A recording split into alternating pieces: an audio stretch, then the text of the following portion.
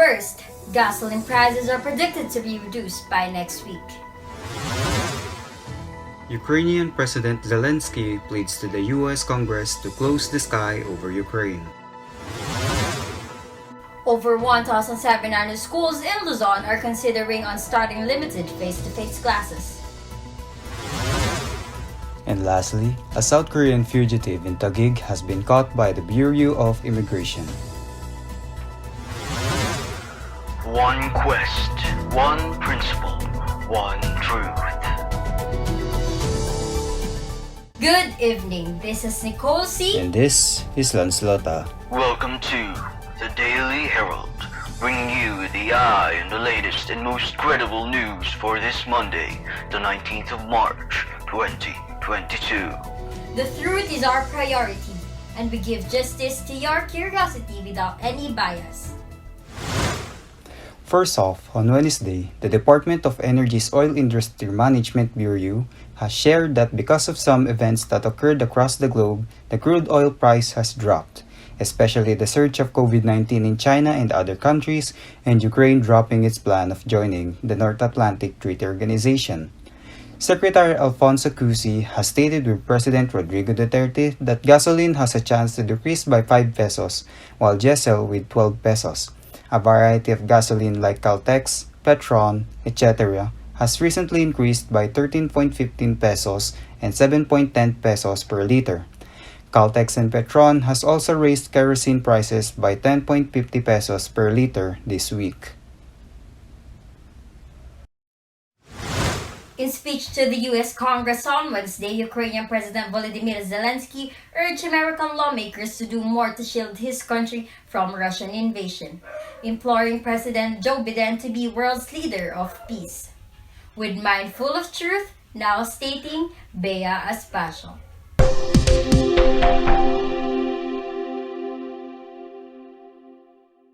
Zelensky showed a video of graphic images of death and damages in Ukraine in his virtual address after saying that Russia had transformed the Ukrainian sky as a source of thousands of deaths of people. Then the video finished with "Close the sky over Ukraine." Zelensky prodded for the implementation of no-fly zone over Ukraine and requested more planes and defensive equipment in response to a Russian invasion that began last month that has wreaked havoc in his country and displaced thousands of individuals from their homes. He also demanded that Russia be subjected to more economic penalties. Through an interpreter, Zelensky informed the U.S. Congress that Ukraine is experiencing terror that Europe hasn't seen since World War II and that the country's fate is being decided. Is it too much to ask for a no-fly zone over Ukraine to save lives? Is this going to be too much? Zelensky asked in words delivered from Kyiv, his country's capital, which is under constant attack but doesn't give up, he said. I wish you to be the leader of the world. Being the leader of the world means to be the leader of peace, Zelensky said at the end of his speech directly addressing Biden in English. Biden and many U.S. legislators along with NATO have opposed a no-fly zone, expressing concern that it would exacerbate conflict with nuclear-armed Russia. The White House has also yet supported a proposal to assist with the delivery of Russian-made MiG warplanes to Ukraine, despite bipartisan support of Congress. Zelensky called on Congress to recall the 1941 Japanese bombing of Hawaii's Pearl Harbor, the 2001 Al-Qaeda attacks on the U.S., and civil rights leader Martin Luther King Jr.'s I Have a Dream address in Washington in 1963. I have a dream. These words are known to each of you today. I can say, I have a need. I need to protect our sky, Zelensky stated. After his remarks, Zelensky waved over the video feed and put his palm on his chest in thankfulness for the reception. On Tuesday, Biden signed a bill into law that will provide $13.6 billion in emergency aid to Ukraine to help it buy more weapons and humanitarian goods. A White House official said Biden was likely to offer $800 million in security assistance to Ukraine later on Tuesday. Again, this has been Bea Aspacio with the Daily Herald, bringing you the latest updates on Ukraine-Russia dispute. Back to you, Nicole and Lance.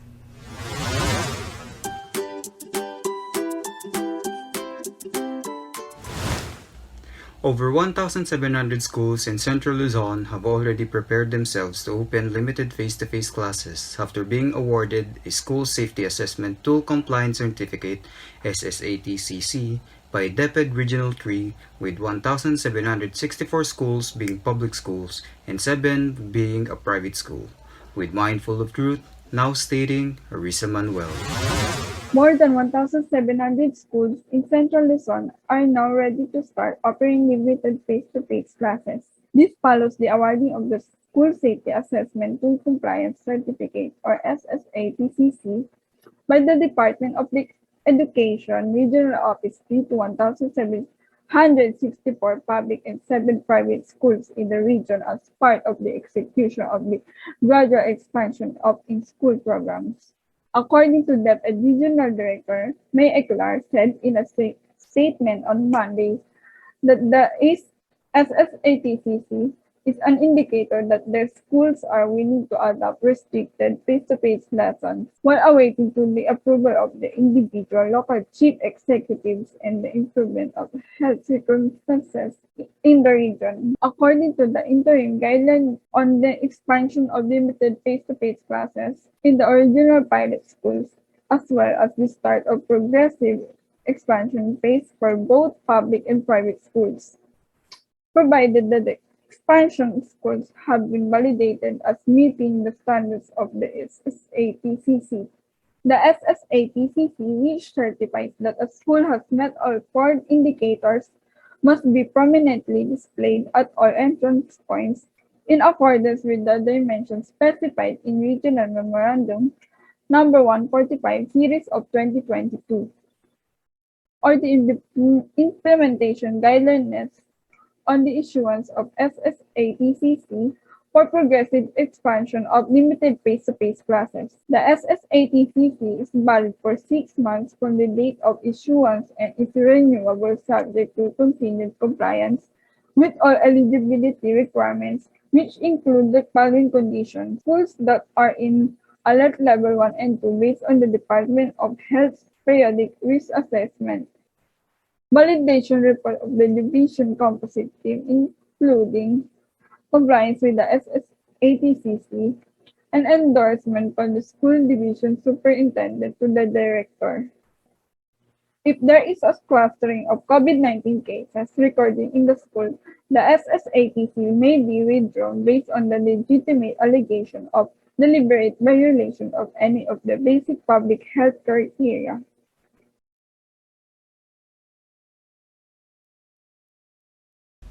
And while we're on the topic of schools initiating limited face-to-face classes, how is our situation regarding COVID cases today? Arisa? The Department of Health revealed on Monday that the daily average of COVID-19 case count of 510 from March 14 to 20 was 13% lower than the number of new infections before the week under review. The DOH reported 3,572 new cases of COVID-19 in its most recent case bulletin.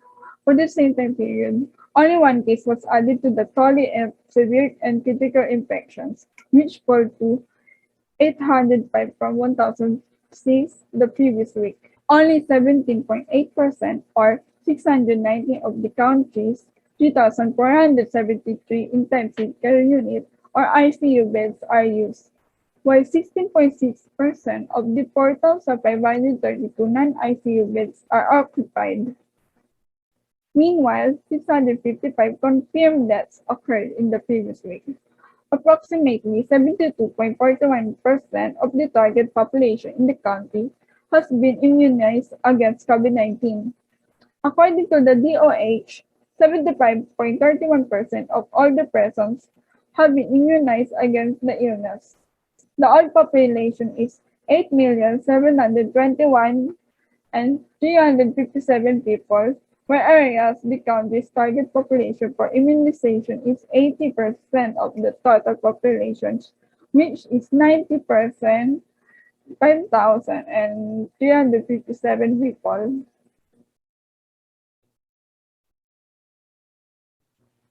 According to DOH data as of March 20, 65,171,415 persons are completely immunized, while 11,530,728 have got booster injections.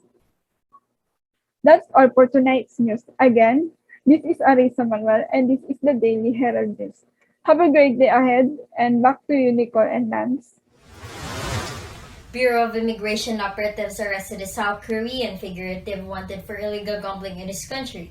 Gio Mungil, a 39-year-old Korean citizen, was apprehended last week at the Bonifacio Global City in Taguig. He is subjected of a red notice from Interpol and arrest warrant issued by Osan District in South Korea. With Mind Full of Truth, now stating Jana Martel. Good evening and hello world. The truth is our priority. We give justice to your curiosity. The latest news spotted only here on the Daily Herald News, giving you the latest and most credible crime and celebrity news for tonight. Manila, Philippines. Bureau of Immigration, BI agents have arrested a South Korean fugitive in Taguig City. Commissioner Jaime Morente announced Tuesday. Morente said Jeong Mungil, 39, was arrested by the BI's Fugitive Search Unit, FSU, on Thursday, March 24 in Bonifacio Global City, Taguig. Jeong's arrest was made through a mission order issued by Morente upon the request of South Korean authorities in Manila. BIFSU Chief Rendell C. said Jeong was subject of a red notice from Interpol and an arrest warrant issued by the Ulsan District Court in South Korea. Jeong has been charged with violating South Korea's National Sports Promotion Act. Following his arrest, Jeong was detained at the BI Warden facility in Camp Bagong Diwa, Taguig City, pending deportation proceedings. You have just heard the latest news here in the Daily Herald News. With no bias, news with no expectation, delivering nothing but the truth. Again, this is Jana Martel. Back to you, Nicole and Lance. Now on to the traffic report. Joan Montoyo, could you please elaborate about today's traffic condition? Good evening. Hello and welcome to the Daily Herald News. This is Joanne providing you the most latest and authentic news for today. Traffic report. Public buses delivery trucks will be allowed on Skyway again starting April 1, announced last March 21, 2022. Manila, Philippines public utility buses and closed van delivery trucks may again be able to use the elevated Skyway systems starting April 1. This was announced Monday by SMC and SOMCO, which also reported the completion of major construction works on the highway. These vehicles were previously restricted from using the Skyway for safety reasons, as construction of the South Luzon Expressway elevated extension in Muntinlupa City required the use of a temporary steel access ramp at the Alabang Viaduct, which was only intended for light vehicles. SOMCO said buses can enter and pass through the Skyway elevated sections spanning Alabang to Bicutan Stage 2, Bicutan to Buendia Stage 1, and Buendia to Balintawak Stage 3, starting April 1, as they can also soon access the new SLEX elevated extension and NAIA Expressway. Strict rules, however, will be imposed to maintain smooth traffic flow and ensure the safety of all Skyway motorists, and further said that in preparation for the Skyway's reopening to public buses, substantial planning is underway to ensure the readiness of Skyway plazas, toll booths, patrols, and SOMCO staff. That's all for today's news. Again, this is Joanne Montoyo and this is the Daily News Herald. Have a great day ahead. Back to you, Nicole and Lance.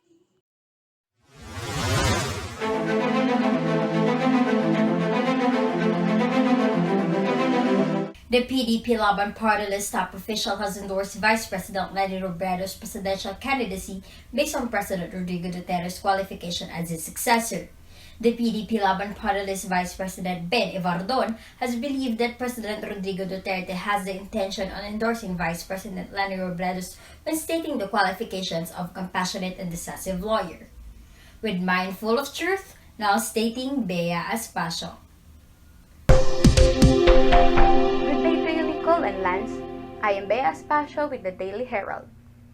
According to PDP Laban Vice President for the Visayas, Ben Evardone, who also serves as Eastern Samar Governor, he believes that Duterte virtually backed Robredo's presidential campaign when he declared that the next president should be a decisive and compassionate lawyer. In a one-on-one interview with spiritual advisor Apollo Quiboloy, Duterte stated that he hopes that the next president will be a compassionate leader who understands the concerns of every Filipino, is decisive, and is a good judge of character.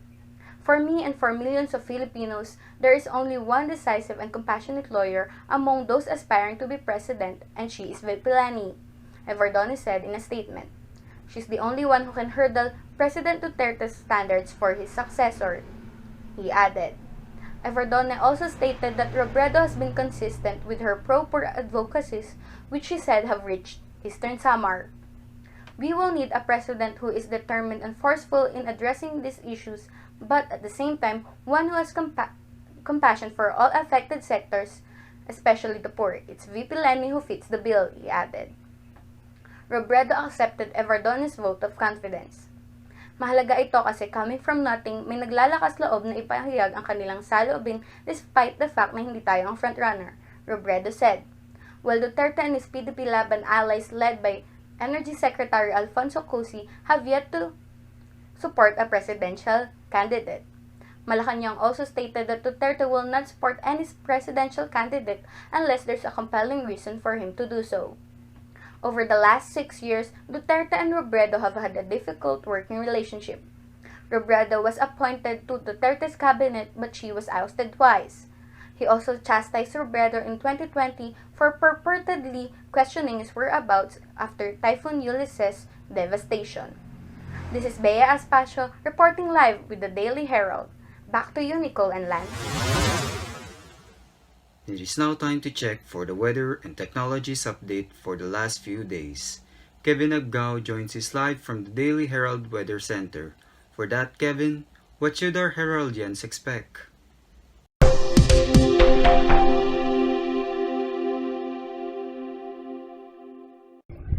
Heraldians, I am here to tell you right now to bring umbrellas when you are traveling the country, as easterlies are still the prevailing weather system.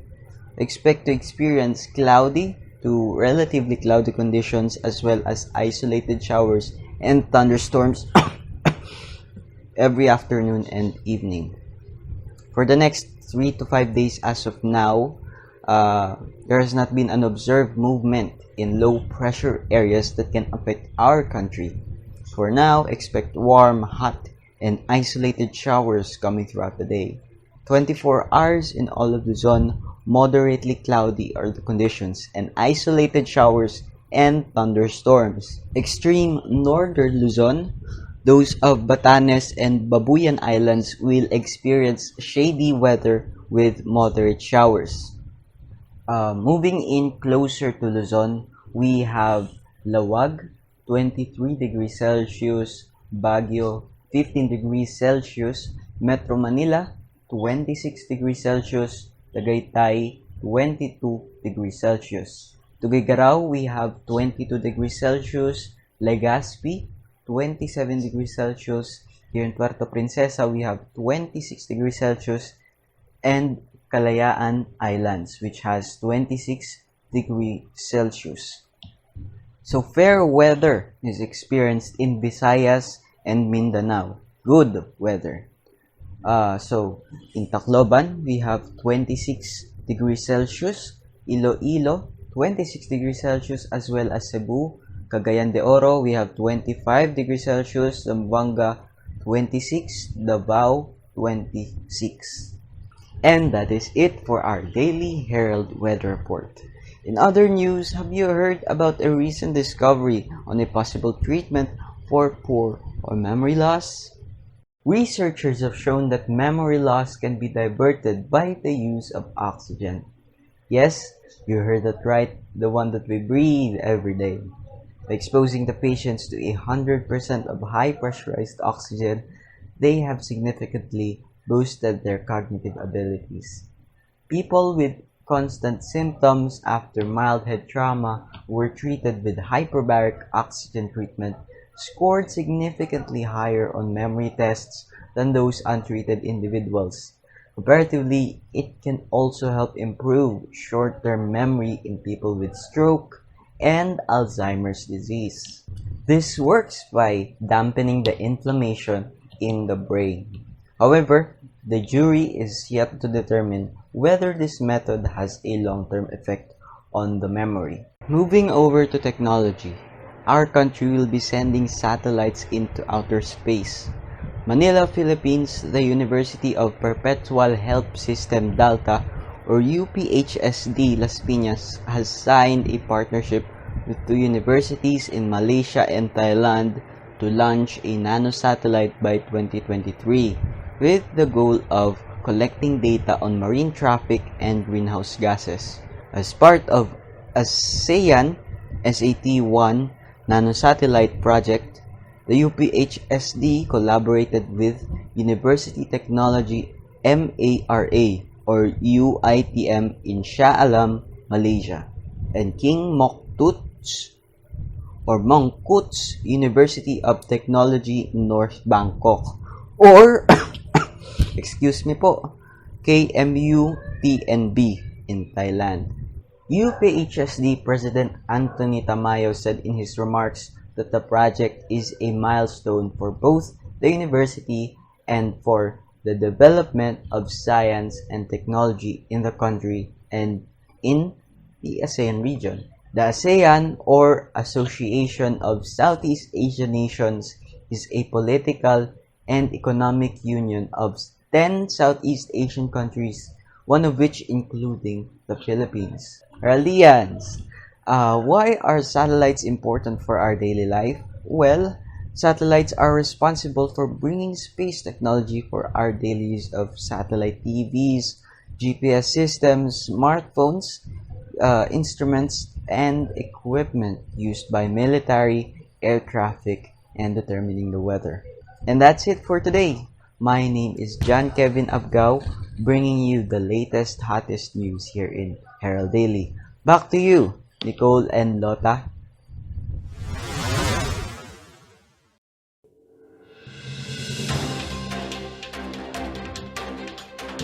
You have just heard the latest news around the globe.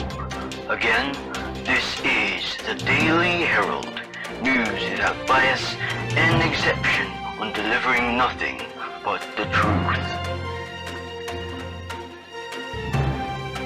This has been your anchor, Nicole C. And Dan Slota, bringing you the eye on the latest and most credible news around the globe. One quest, one principle, one truth.